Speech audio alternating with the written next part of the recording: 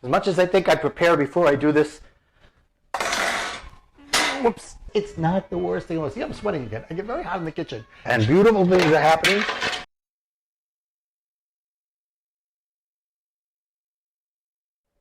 Hey, it's me. It's Martin Salama, the architect of the Warriors Life Code. Live incredibly full every day. Welcome, Warriors. I'm so glad to have you back in my kitchen while I do some cooking. Again, this time it's for Friday night. And today, I'm going to be making another Sephardic dish. I'm not sure if they make it in other places. If they do, they probably don't use allspice like we do. Allspice, for some reason, is a very big spice in the Middle Eastern culture. So we're making chicken and potatoes. So there's a little bit of a story as to how I got to be learning how to make chicken and potatoes. Just so you know, the oil that I'm going to be using to fry the potatoes is heating up. And I've got a thermometer here, and I'll tell you why in a minute. But so one night we were out for dinner with our friend Lauren, who we met when we were single. Sarita and I met when we were single, and we got very friendly. We hung out a lot together. And she was saying she had made chicken and potatoes for Friday night dinner. I'm like, oh, that's one I've never made. She goes, why not? I go, I don't know. I just never got to it. I didn't have the right recipe or whatever. She goes, I got a great recipe. I said, okay, great. So the next day I texted her. I said, send me the recipe. So she sends me the recipe and all these things. And some of the things she said are really funny. So I'm going to read some of them off as I'm doing it. And she even got mad at me at one point. So I sent her a picture, and the potatoes were frying at the time, and they weren't peeled. I'd washed them and cubed them and put them in. She goes, oh my God, you didn't peel the potatoes? I'm like, you didn't tell me to. I follow directions very carefully. So she said, you didn't tell me. I said, don't worry about it. Which is part of what I wanted to talk about today in our talk, in my little bit of coaching that I'm going to do here, is the difference between worry and concern. Not that it has anything to do with the chicken recipe, but about a year and a half ago, there was a tragedy in our community, in the world actually, when a building collapsed in Florida. And there was a woman there, somebody I knew very well, her name was Estelle, who was a tenant in the building that had collapsed in Surfside, Florida. And it was about a month before we found anything out about Estelle. It happened to be she was the last one that they found some remains of her. And we were able to put her to rest and all that. But during that month, there were people that were running around, oh, I'm so worried. And it got me onto, I did a Facebook live stream back then talking about being worried isn't going to help anybody, because I talk about going from warrior to warrior all the time. So I said, being worried isn't going to help anybody. You want to learn how to be concerned. So I talked about that a little bit on that thing, and I'm going to get into it a little bit more as we're going through the cooking. So that's what we're going to talk about, the difference between worry and concern. And there's a huge difference between the two, and if you understand the two, it might help you move forward in your life. Meantime, the oil is boiling, heating, and I have my chicken, right? Oops, we'll clean that up later. I'm going to put the chicken in here, and I'm going to have a lot of paper towels because I'm going to use it. And again, I like to use gloves. Because this way I'm not contaminated. My hands are always clean. I'm always washing them a lot. But I don't like to get the spices under my fingers and all that. So I use gloves. So I put the chicken into the roaster. Here it is in the roaster. Okay. And her recipe calls for, I'm going to pull it out here. Recipe calls for the chicken, salt, pepper, garlic powder, and paprika. So I'm going to take the chicken. I'm going to put salt all over it. When it comes to the pepper, it's going to be a little more difficult because I'm going to be using the pepper grinding mill, which reminds me to take out, whoops, sorry guys, the fork that I'm going to use while I'm flipping the chicken later. So I salted it up, and now I'm putting the pepper on it all over it. This is the easy part for now. Okay, so pepper's on it all over the place. Now I'll use the fork to flip it over. Why am I doing that? Because I don't want to get the dirty stuff from the chicken onto my pepper grinder. So I'm being a little bit that much more careful. So it's got salt, pepper. Here's the garlic powder. Now for the rest of it, it doesn't matter if I use my hand because I don't plan on touching anything. I can use one hand and just spice it up like I'm doing now. All right, and you just make sure it's all spiced up well. And the last one is the paprika. You know, people tell me they don't really taste much from paprika. I never thought about it before somebody said it, but I like the color of it. I like that it gives it a nice the reddish color into the chicken and all that. So now that's all done. So I'm going to just make sure it's all covered real well.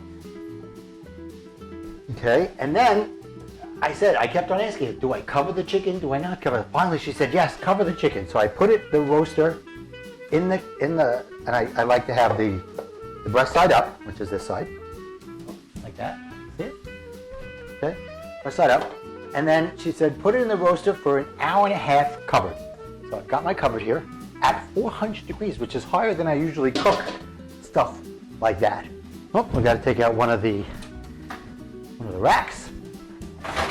As much as I think I prepare before I do this,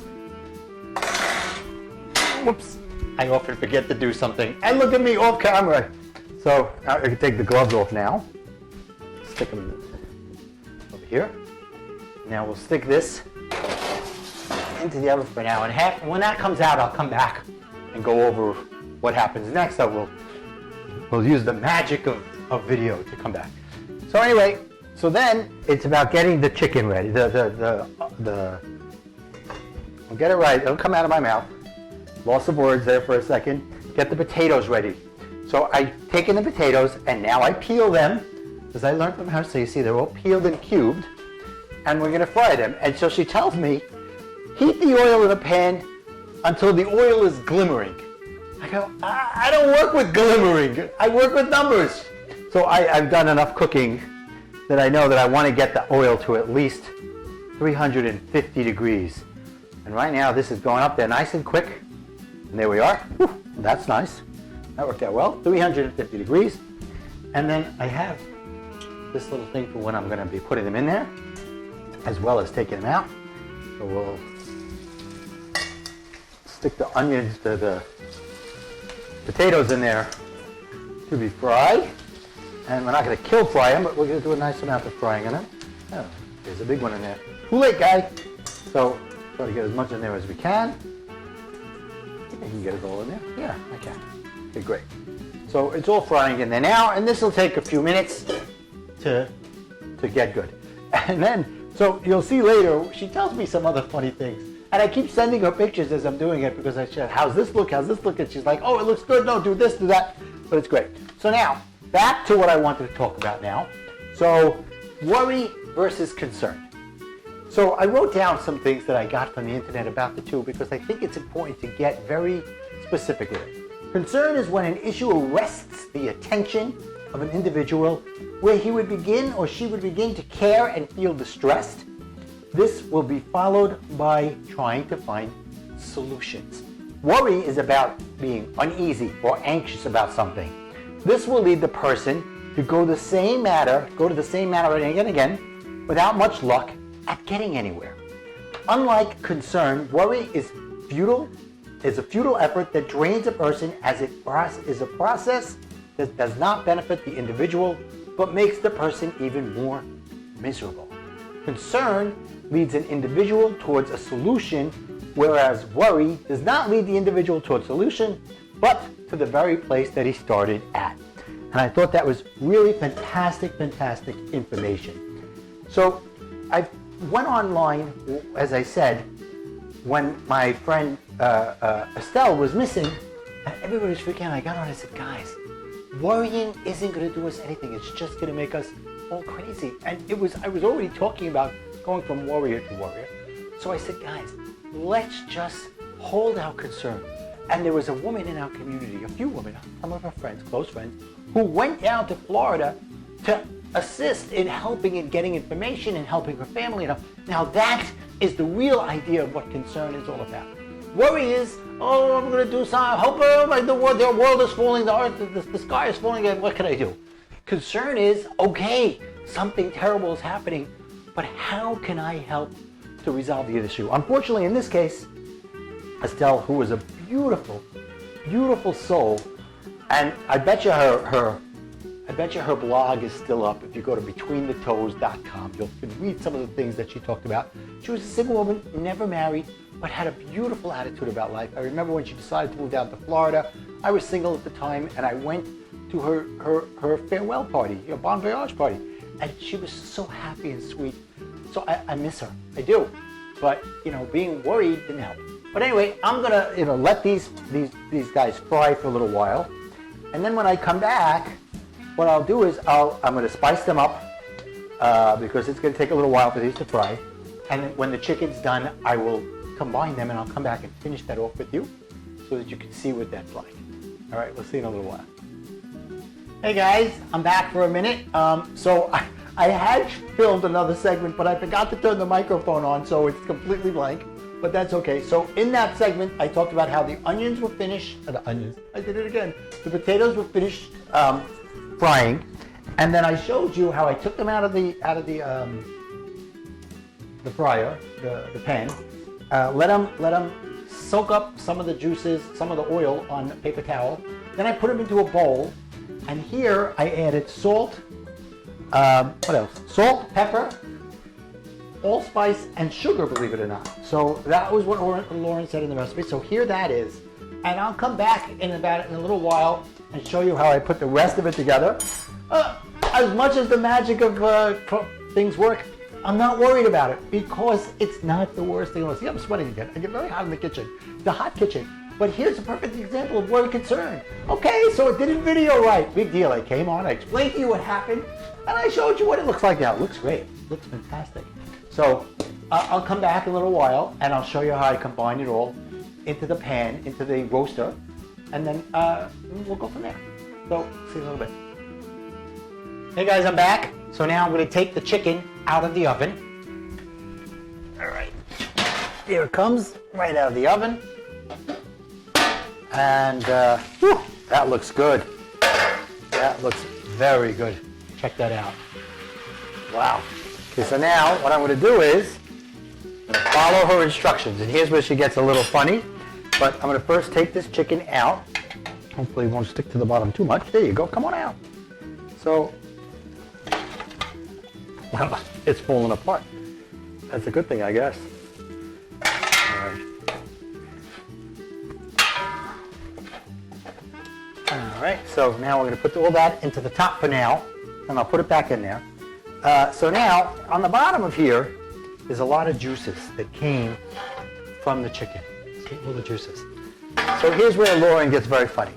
She writes, when the chicken is done, take it out of the oven, reduce the oven to 350, which I'm going to do right now. Open it a second, let it air out a little bit. That'll help. Okay, reduce the oven to 350. Mix the potatoes in the chicken juice for beautiful things to happen. This is what I was like, beautiful things to happen. I was like, okay. So that's what I did. Here's the chicken, the potatoes in the chicken goods, in the chicken juices. And I'm going to move around, and beautiful things are happening because the juices are going all over the potatoes. And they really look fantastic. Okay? Beautiful things to happen. So that's what's happening now. Woo! They really look fantastic. We look for a little bit more, and I'll show you what they look like. Okay. What I'm going to do is I'm going to leave space to put the chicken in the middle. Okay? Don't want to leave any of that. Ooh, there's some really good stuff there. Let's see. Here's a spoon. Get that stuff in there. That's good stuff. We don't want to lose that stuff. Okay. Put that all in there. And now we'll go back to the chicken that we put in here. Put it back. Oh, let me show you what this looks like first. It's not so hot anymore. But here's the here's the potatoes sitting on the bottom. Now I'll take the pieces of the chicken, pieces that fell apart in the chicken. It's all good. It's going to still taste fantastic. Lay them into the roaster. Around the potatoes. The potatoes will be around them, inside the potato area. Okay, stick all those juices in there. Okay, now, what she writes is, put the chicken and potatoes back into the oven, uncovered, for 45 minutes at the 350 temperature that we just did. So the potatoes are gooey. So this is so good. I love how she talks. You know, things are so beautiful, things can happen. So the potatoes are gooey. All fantastic stuff. This really looks great. Let me show you what it looks like. Let me get some of that other stuff off, all those juices in there. Okay. Show you what this looks like for now. Fell apart, so I can make it look like it's a whole chicken again, but you guys already know that it's not. But anyway. So that's what it looks like, chicken and potatoes. Now I'm going to stick it into the oven for 45 minutes and let it do its thing, and then we'll take it out. And then I'll come back and I'll show you what that looks like. And also, while I was waiting for the chicken to get ready, I made some other things I'm making for Friday night dinner.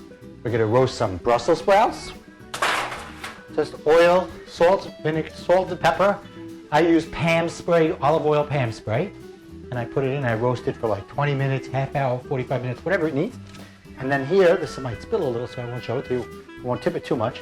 It's string beans with red onions, crushed garlic. I spray the bottom with the olive oil Pam. I spray the top with the olive oil Pam. And then also some soy sauce. And red onions, I said. And then we stick those in there, and we cook those for about 20 minutes, half hour as well. And then I'll come back in a minute and show you what it's all about. But it's just to show you how things, it all comes together great. And we're not worrying about anything. It's all good. See you soon. Hey guys, I'm back. I'm going to take the chicken out of the oven now. It's pretty much done. And we're not going to eat it for a few more hours because we waited till it's Shabbat when it's dark and all that, but we cooked beforehand most of the stuff. But I wanted to show you what it looks like. Here's what it looks like. It pretty much looks like what it did before, but now cooked a little more. And I just wanted to point out a couple of things to you. I don't know if you noticed this. You probably didn't because it was not in the thing. But this is a KitchenAid bowl that's got some dough in it. So this is something I talked about on a different video about adapting. That's something that happened with Sarita when COVID happened. You know, she wasn't going out. She was working from home, which was great. She was able to work from home the whole time, and it was fantastic. But she got a little bored once in a while. So we always have challah bread on Friday night. So she got a recipe from one of her sisters on how to make just a couple of loaves of challah for Friday night. And now she does it all the time. And I gotta tell you guys, every week she tells me, oh, I don't know if this one's gonna come out good, I don't know if that one's gonna come out. Each week, it's too doughy, it's this. Every week it comes out fantastic. So that's that. And I just wanna mention a couple of other things. I hope you're enjoying these things. Click like, tell me that you like it, tell me some comments, and go to my page, connectwithmartin.com. I just released my cards, my card deck, Warrior to Warrior, which is kind of like a little bit of my course just gives you an idea of it. If you've never taken my course, it's a great way to get an idea of what it is. Anyway, have a great day, enjoy life, live incredibly full every day, and Shabbat Shalom.